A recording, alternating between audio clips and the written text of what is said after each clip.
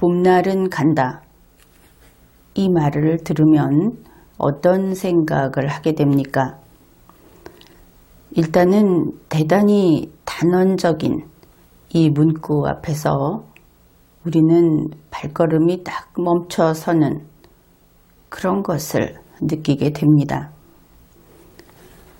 물론 이 말을 조금 더 생각하게 되면 우리의 뇌리에서는 미국 드라마 빅뱅 이론의 오프닝 장면처럼 무수히 많은 봄날의 개념 그리고 그 연관 개념들이 날아다니게 될 것입니다.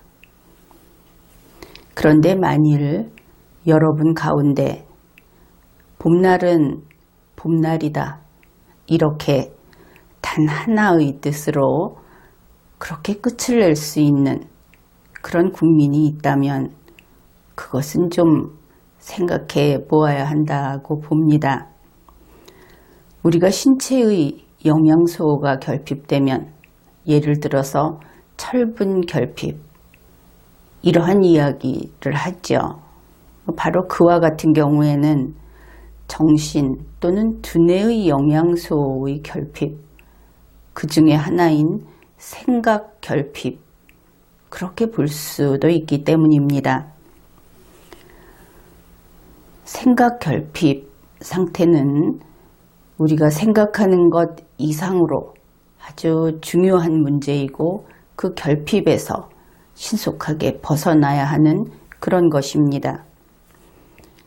생각 결핍에 빠지지 않고 또 이러한 부족한 상태가 아니라 항상 두뇌 활동, 두뇌 기능이 넉넉한 상태로 되기 위해서는 처방을 하자면 리걸마인드 연구소 강의를 매일 40분 이상 들으라고 이야기를 하겠습니다. 그런데 그것을 그냥 딴일 하면서 음악 듣듯이 듣는다든지 혹은 그냥 수동적으로 듣는 그것으로는 충분하지 않습니다. 함께 문제를 제기하고 추론도 하고 마치 자신이 이 강의를 이끌어가는 사람 중에 한 명인 것처럼 그렇게 적극적으로 해야 합니다. 또는 내용을 노트하기도 하고 관계도를 그리거나 계산 문제가 있으면 계산도 해보고 이렇게 하고 내용을 충분히 이해를 했으면 이제 본인이 다시 이 강의를 고쳐 쓰는 사람처럼 그렇게 한 걸음 더 나아가서 새로운 의문점을 찾거나 또 그 과정에서 스스로 탐구한 내용을 덧붙여보는 그런 것은 더 좋겠죠. 리걸마인드 연구소 강의는 참가형 두뇌 훈련 프로그램이라고 할 수 있습니다. 물론 그 대상은 모든 연령입니다. 아이부터 세상 경험이 많은 어른까지 모두 그 대상입니다. 그러면은 이 훈련이 어째서 필요한가? 그것은 현재 우리 국민들 누구나 알고 있는 4차 산업혁명이라는 말과 관련이 있습니다. 이 말은 산업을 가리키죠. 산업의 어떤 시대 구분을 가리키는데 그런데 4차 산업혁명 시대라는 그 시대라는 말을 거기에 붙이게 되면 그것이 산업과 관련된 것만은 아니다. 이제 모든 국민과 관련된 것이다. 이렇게 바뀌어 버립니다. 4차 산업혁명 시대라고 하는 것은 바로 우리가 이 시대에 막 발을 들여놓은 세대이고 이제 우리가 여기에서 막 살기 시작한 새 시대를 가리킵니다. 이 새 시대에 잘 살기 위해서는 두뇌 능력이 우수해야 하고 그 능력을 키우는 것이 바로 리걸마인드 연구소에서 하고 있는 이 참가형 두뇌 훈련 프로그램입니다. 그래서 여러분에게 꼭 필요한 학습 도구다. 그렇게 이야기를 해두죠. 이제 우리가 봄날은 간다로 시작을 했습니다. 그런데 여러분은 봄날은 간다 라는 것이 가요의 제목이다 이렇게 알고 있는 분들이 많을 겁니다. 그러면 이제 가요라는 것부터 이야기를 시작하겠습니다.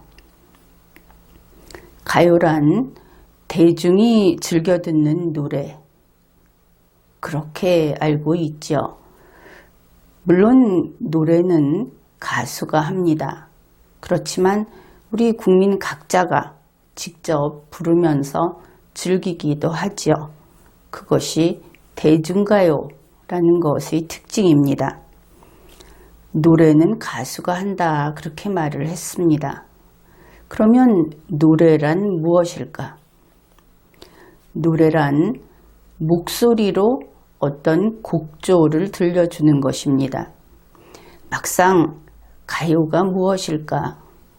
노래가 무엇일까?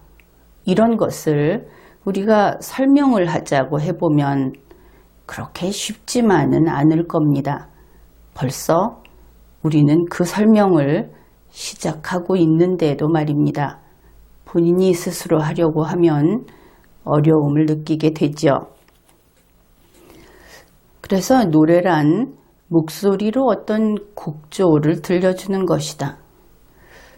그렇지만 그 속에는 우리가 알아듣는 한국말이 있지요. 노랫말로 노래를 하는 겁니다. 그러니까 노랫말이라는 것은 노래에서 사용하는 말이다. 이것을 알 수 있죠. 다시 말해서 노래란 노랫말을 곡조에 맞춰서 말하는 것이다. 그렇게 되겠습니다. 이렇게 보았을 때 노래라고 하는 것은 그 표현 수단이 크게 나누어서 두 개가 있고 그 속에 두 개의 구성 요소를 가지고 있다 이렇게 보겠죠. 그런데 그것이 무엇이냐 하면은 노랫말과 곡조. 곡조라고 하는 것은 좀 복합적인 개념입니다. 곡조는 곡이 있고 흔히 우리가 오선지에 그려서 표시를 하는 곡이 있고 그 곡을 우리 귀에 들려주는 악기라든지 혹은 그 악기를 음성이 대신할 때 그를 우리는 가수라고 부르죠. 이렇게 보았을 때 노랫말이라고 하는 것은 다른 요소, 그러니까 두 가지 요소 중에 하나인 노랫말은 다른 요소인 곡조하고 비교를 해봤을 때 감정 표현은 좀 덜 풍부할 수 있습니다. 감정 표현은 곡하고 악기, 즉 곡하고 목소리, 가수의 목소리 이쪽이 좀 더 풍부할 수 있겠죠. 그런데 내용 표현은 덜 불명확할 수 있습니다. 여기에서 이렇게 간접적인 표현을 쓰는 것은 여러분이 노래를 들을 때 설령 그 노랫말이 언어로 되어 있지만 노랫말에 집중해주는 집중도가 좀 떨어지기 때문에 그래서 더 명확하다 이렇게 말하지 못하고 덜 불명확하다 이렇게 이야기를 한 것입니다. 그런데 이렇게 감정 표현, 내용 표현에 있어서 노랫말과 곡조를 비교하면 어느 정도 우열은 있다. 그런데 지금 이야기했듯이 노래 속에 들어있는 노랫말은 그 노랫말을 독립시켜 놓은 가사 혹은 시라고 하는 그러한 언어로 된 작품하고 비교를 했을 때는 그 작품을 한 50%, 60% 이렇게 구현한 것이다. 그렇게 보면 될 겁니다. 노래를 들으면서 그 가사를 쓴 사람의 원시, 그 시가 어떤 의미가 있는지, 어떤 배경이었는지 하는 것을 세세히 밝혀서 감상을 하지는 않기 때문에 그런 것이지요. 이 노랫말을 쓰는 사람을 작사가라고 합니다. 노랫말은 과거에는 시였던 경우가 아주 많지요.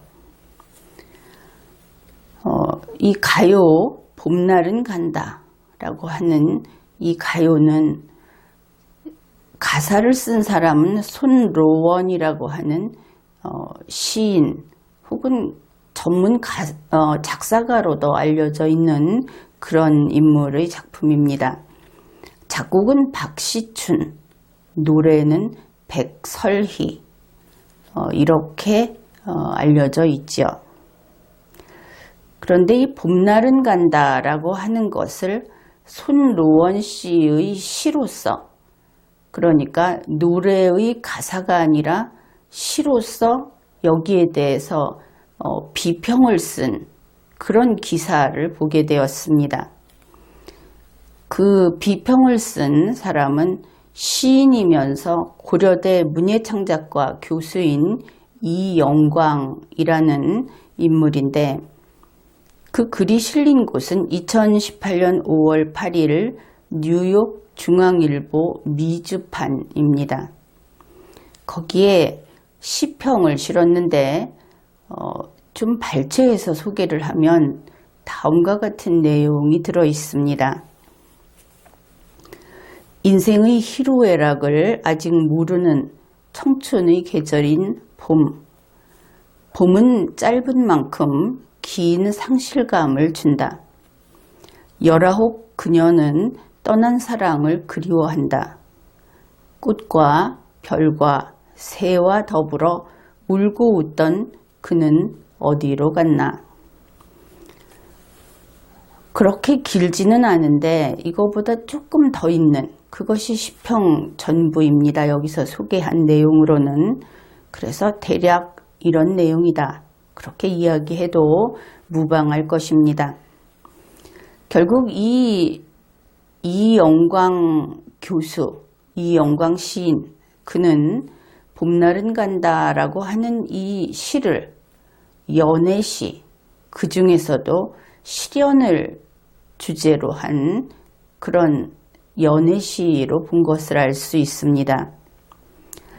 나는 이영광 교수의 시평을 읽고 혹시 그가 현재 20대인 그런 사람인가, 그런 생각을 해보았습니다.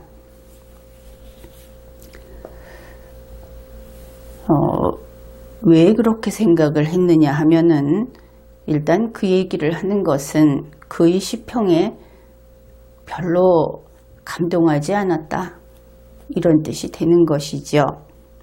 그렇게 보는 이유 한 가지를 이야기하자면 이렇습니다. 손로원 씨의 봄날은 간다 라고 하는 것은 물론 시입니다. 그런데 일반 국민들에게, 대중들에게는 봄날은 간다는 가요의 가사로서 유명해졌습니다.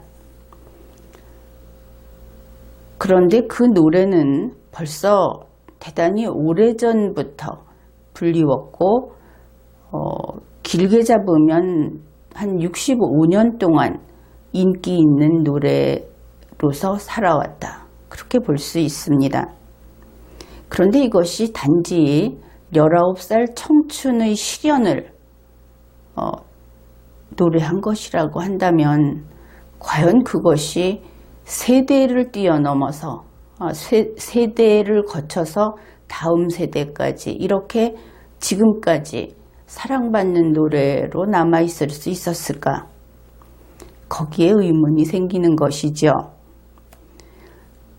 이런 식의 사랑에 실패한, 버림받은 여성의 이야기, 이런 노래는 참 흔해 빠진 것이기 때문입니다. 그래서 이 손로원 시인, 그는 1911년에 태어나서 1973년에 사망한 것으로 알려진 그런 인물이고, 그의 봄날은 간다라는 것을 시로서 함께 읽어보고 살펴보고 그렇게 하기로 합시다. 이 시에서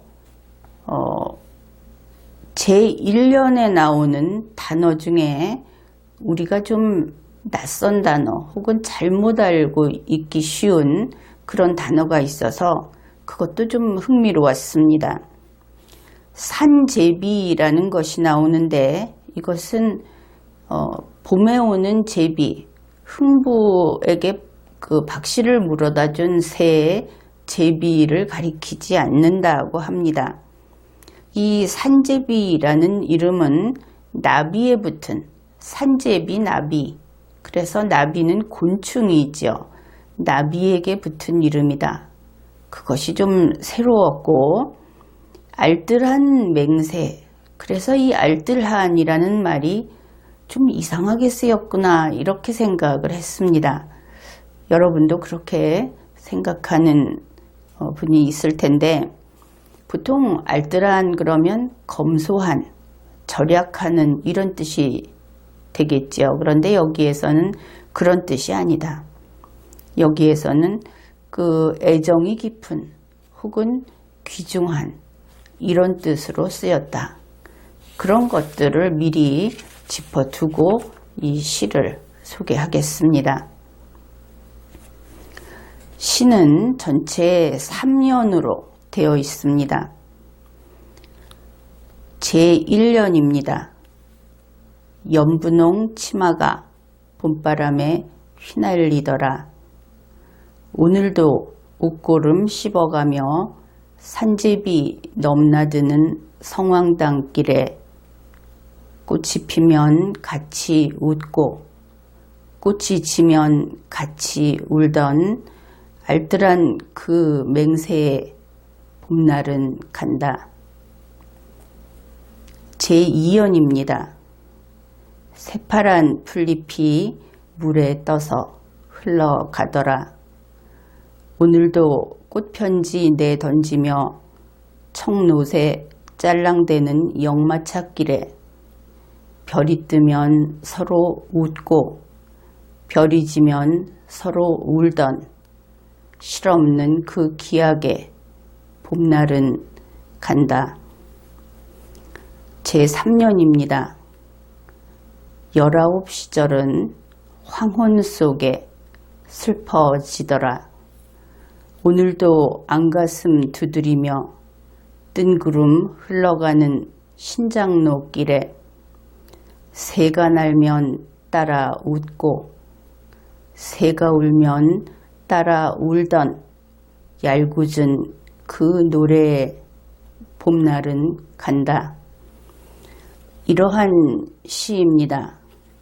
우리가 여기에서 살펴보는 것은 노랫말이 아니라 시이기 때문에 이제는 노래의 곡이 어떠했고 노래를 부르는 사람이 어떠했고 그것을 모두 배제하고 오직 시와 시인과 시를 읽는 사람만 남는 그런 공간에서 이것을 살펴보고자 하는 겁니다. 이것이 노랫말이 아니라 시가 되었을 때에는 그 글을 쓴 시인이 어떤 곳에서 어떤 생각을 하면서 썼는가, 그것도 시를 바르게 이해하는 좋은 단서가 되지요. 글이라고 하는 것은 어떻든 글을 쓰는 사람과 글을 읽는 사람 사이의 대화이자 의사소통이기 때문에 그런 것입니다. 그러면은 알려진 바에 따라서 이것을 볼 때 이 시를 쓸 당시의 시인은 어떤 공간에 머물고 있었는가? 그것이 시간적인 공간이든 심리적인 공간이든 그것을 좀 알 수 있는 대로 알아보는 것이 좋습니다. 동아일보 1991년 8월 30일자에 어느 정도 그것을 소개해주는 내용이 있고 기타 다른 문건들도 이 시인의 당시 상황을 알려주는 자료들이 좀 있습니다. 그래서 그런 것을 바탕으로 간략하게 소개를 하겠습니다. 시대적인 공간은 6.25 전쟁의 막바지인 1953년입니다. 이 시를 썼던 때는. 그렇다면 전쟁 막바지라는 것이 어떤 것인가? 전쟁 때에는 살아남는 데 급급해서 사실 상처도 그렇게 상처로 여겨지지 않는 법이지요. 그런데 전쟁이 끝나간다고 하면은 사실은 그때부터 그 전쟁을 겪은 사람들은 온갖 상처가 쑤시기 시작하는 겁니다. 이제 그동안에 묻혀져 있던 더 급한 일 때문에 뒤로 밀어놓았던 그런 아픔과 슬픔과 한 이런 것들이 밖으로 밀려 나오는 것이 이런 시기가 되겠죠. 이 시에서 시인은 모티브로 삼은 것이 연분홍 치마 저고리를 입은 19살 새색시, 이것을 모티브로 잡은 것을 알 수 있습니다. 그것은 바로 시인의 어머니가 19살이었을 때 그때의 그 전해오는 이야기하고 연관되어 있기 때문에 그렇게 볼 수 있습니다. 그러면 시인 자신은 어땠는가? 그는 1911년생입니다. 그러니까 이 시를 쓸 때는 대략 42살 그 전후였겠죠. 1953년에 42살 전후의 남성. 그러면은 오늘날 우리가 생각하는 것보다는 훨씬 노년에 가까이 간 그런 나이라는 것을 생각해야 합니다. 그 시대의 관념을 고려하게 되면. 원래 그는 부잣집 외아들이었다고 합니다. 그리고 연희 전문의 문과를 졸업한, 이러한 경력만으로 알 수 있는 것은 아니지만 적어도 글쓰기 수업을 제대로 받은 사람이다. 그 시대의 그 상황을 비교해 봤을 때 이렇게 볼 수 있고, 이 시를 쓰던 어머니를 모티브로 했다고 했는데 어머니의 어떤 특정한 이미지를, 그런데 이 시를 쓰던 때로부터 8년 전 1945년에 그의 모친이 사망했다고 합니다. 그러니까 시인에게 있어서 이 시에서 모티브로 삼았던 그 이미지, 어머니의 마지막 기억은 8년 전 기억이다. 그렇게 되겠죠. 시인의 고향은 철원입니다. 그러니까 1953년 이 시를 쓰던 그 당시에는 그 격전이 벌어지고 있던 그런 곳이었다. 그것을 알 수 있죠. 그렇다고 해서 이 시인이 고향이 어떻게 된다든지, 분단의 문제라든지, 전쟁의 문제라든지 그런 것을 가지고 이 시를 썼다고 하기는 좀 어려운 것이, 그것과는 좀 거리가 먼 인물이었던 것으로 보여서 그렇습니다. 이 시인은 전쟁 자체, 전투 자체, 거기에 뛰어들어서 그것을 겪고 그것을 시로 쓴 사람은 아니다. 그런 것이죠. 앞에서 소개를 했던 시 가운데 전부 볼 것은 아니고 눈에 띄는 부분만 이야기를 하자면, 제3연에서 19시절은 황혼 속에 슬퍼지더라 하는 부분이 있습니다. 아마도 이 구절이 가장 사실적인 표현을 한 구절이 아닌가 그런 생각이 드는데 그 까닭은 이렇습니다. 자료에 따르면 이 시를 쓰기 8년 전 시인은 어머니의 임종을 지키지 못했습니다. 그런데 그 어머니의 마지막 말이 다음과 같은 것이었습니다. 시인의 이름을 부르면서 로원이 장가드는 날 나도 연분홍 치마를 꺼내 입을 거야. 내가 19살 때 시집 오면서 입었던 그 연분홍 치마 저고리라고 하는 이런 내용이 남아 있습니다. 그래서 객상을 당한 불효자는 무덤 앞에 달려가서 통한의 눈물을 흘렸다. 이것이 동아일보에서 보도했던 내용이고 이 시를 쓰기 8년 전에 이런 일이 있었다. 그러면 19시절은 황혼 속에 슬퍼지더라 할 때 이 황혼의 의미, 그것이 좀 더 다양하게 연상되지요. 보통 황혼하면은 가장 일상적으로 보았을 때는 해질녘을 뜻합니다.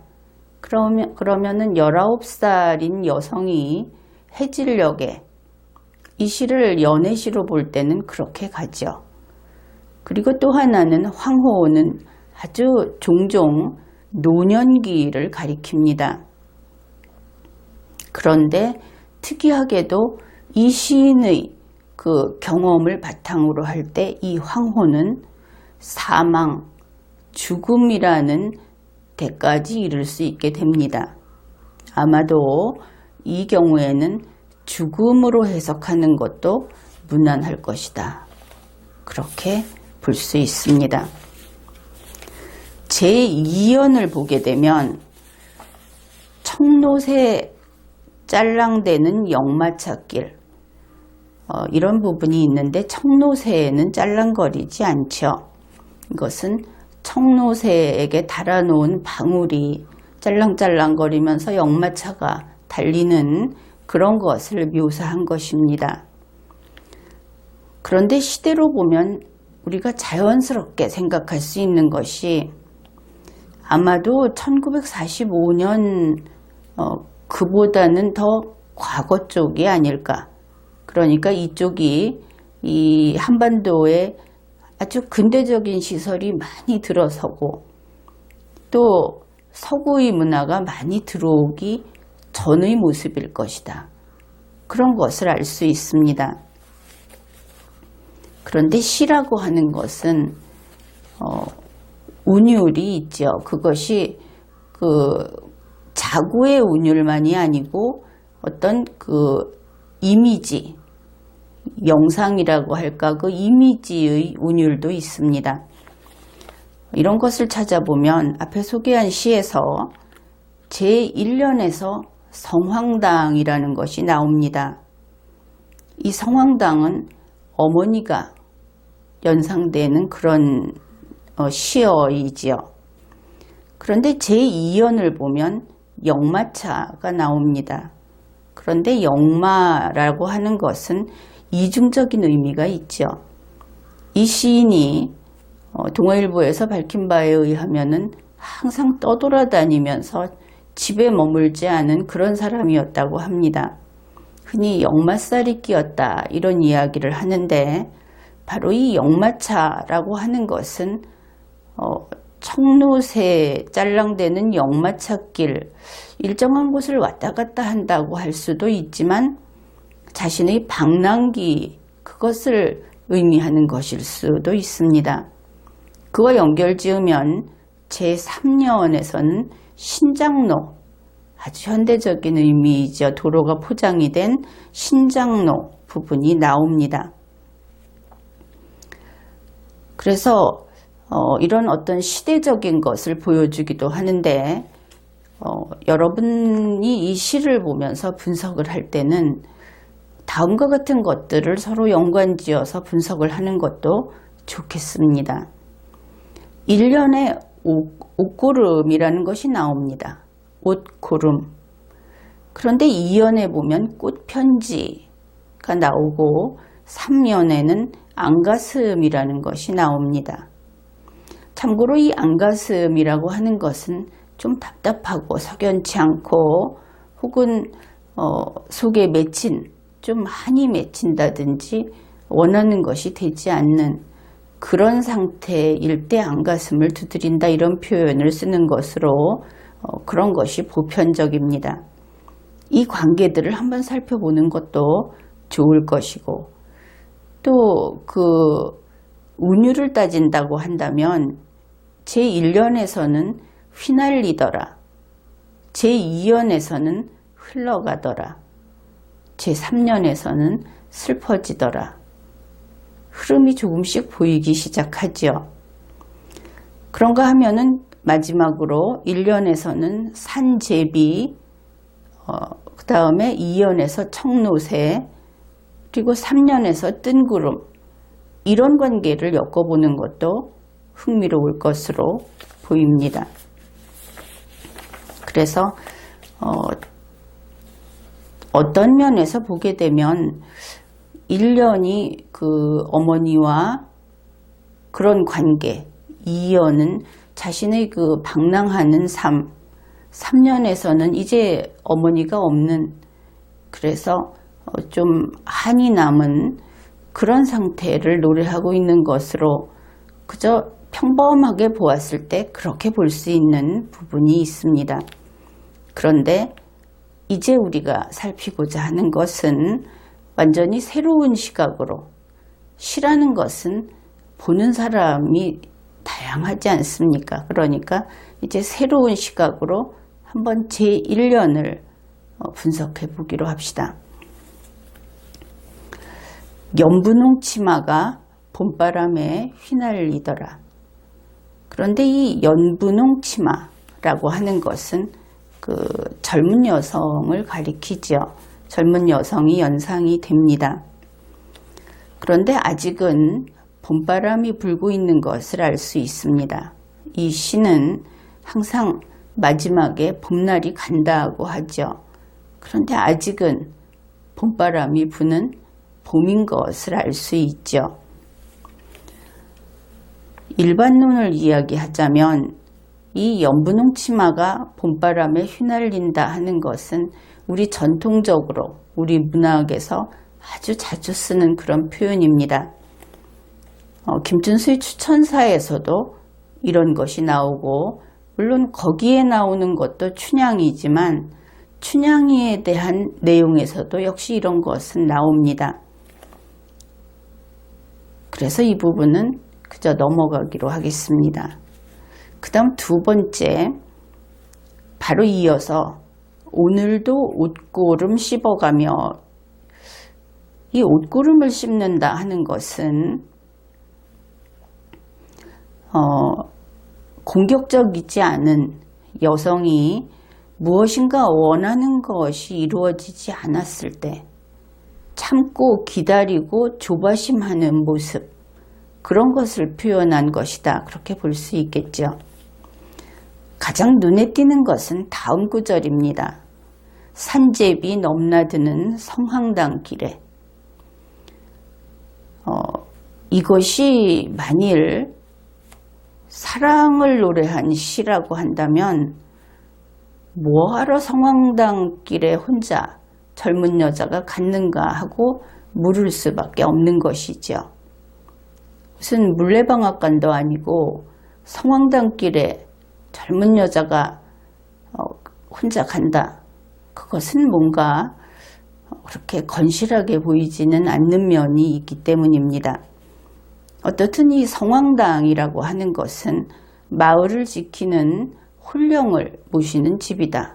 그래서 마을 사람들이 치성을 드리는 곳으로 알려져 있습니다. 그런데 성황당은 밝고 사랑에 빠지기 쉬운 그런 분위기는 결코 아닌 것이죠. 어둡고 음침하고 외지고 그런 분위기인 것입니다. 앞에서도 이야기했듯이 산제비라는 것이 산제비나비라는 것인데, 이 나비가 보통 우리가 볼 수 있는 나비보다 상당히 큽니다. 커다랗고 시커먼 그런 나비인 것이지요. 어떻게 보면 저승사자를 떠올리고 어떻게 보면 죽은 자의 영혼이라든지 그래서 이것이 죽음의 상징으로서 시어로 선택이 됐을 수도 있겠다. 그렇게 볼 여지가 있는 겁니다. 1953년에 이 시를 쓰고 있는 시인은 40이 넘었다고 했습니다. 그런데 그 시인이 지금 그 시를 쓰고 있는 그 무대 위에 있는 거기에서 벌어지는 일은 이런 것이죠. 젊은 여성이 옷구름을 씹으면서 성황당길에 있다. 그런데 불길하게도 산제비 나비가 휘청휘청 그 성황당길에서 날아다니고 있다. 분위기가 조금 노래를 들을 때하고는 달라져 있죠. 이렇게 풀이를 하게 되면 이 식구의 의미는 다음과 같이 볼 수 있습니다.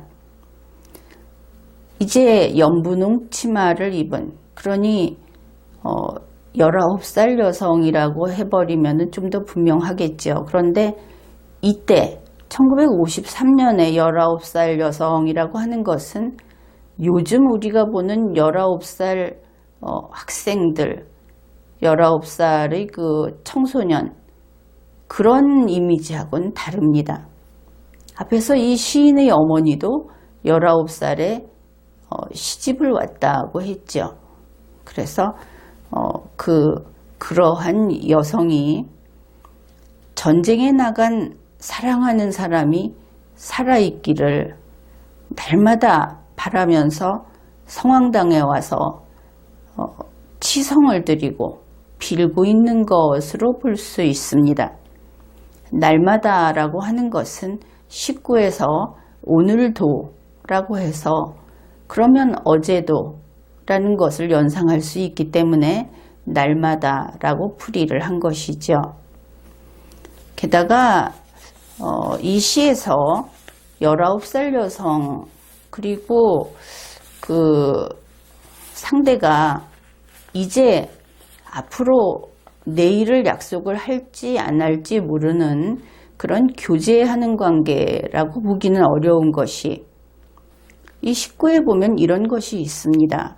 꽃이 피면 같이 웃고 꽃이 지면 같이 울던 알뜰한 그 맹세에 봄날은 간다.